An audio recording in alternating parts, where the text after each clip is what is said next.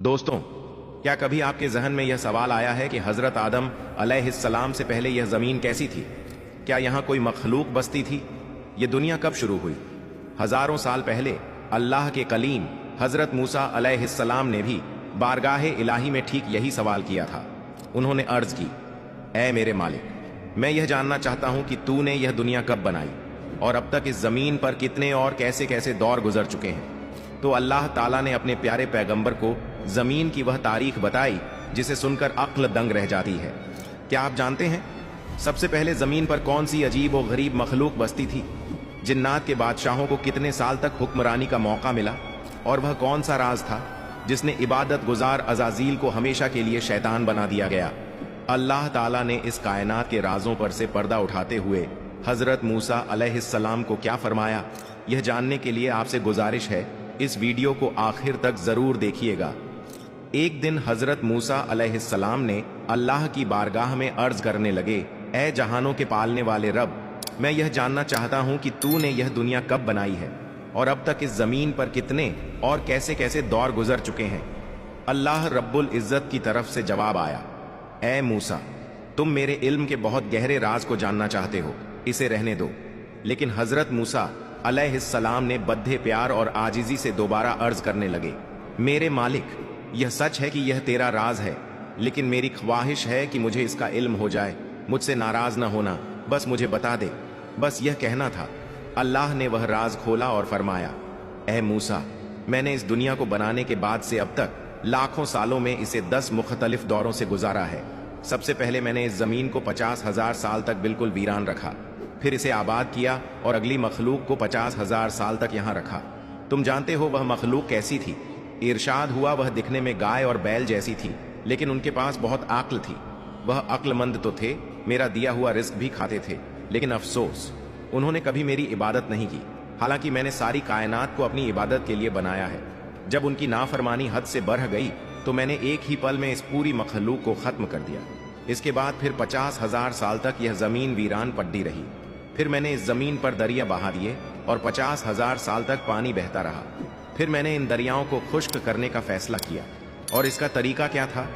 इरशाद हुआ, मैंने एक बहुत बद्धा जानवर पैदा किया और उसे हुक्म दिया कि इन दरियाओं को पी ले।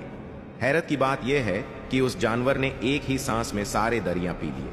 लेकिन फिर मैंने उस ताकतवर जानवर को मारने के लिए एक नन्ही सी मखलूक भेजी जो मक्खी जैसी थी, भिद्द से बद्धी और जंबूर से छोटी।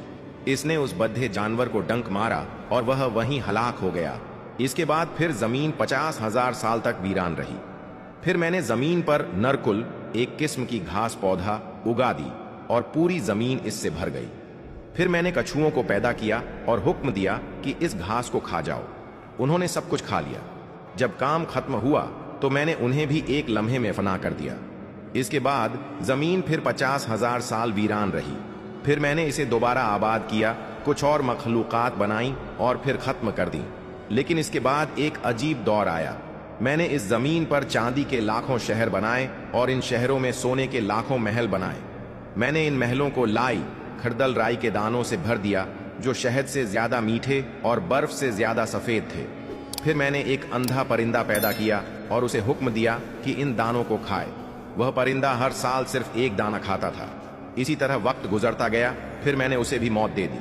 इसके बाद जमीन फिर 50,000 साल के लिए वीरान हो गई और फिर दोबारा 1,000 साल के लिए आबाद हुई।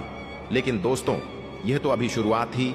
इसके बाद जमीन पर कौन आया और हजरत आदम की पैदाइश तक जमीन किन हालात से गुजरी, यह दास्तान अभी बाकी है। हमने जमीन के वीरान और अजीब व गरीब अदवार का जिक्र किया, लेकिन अब जमीन पर एक ऐसी मखलूक की आमद होने वाली थी जो काफी हद तक इंसानों जैसी थी।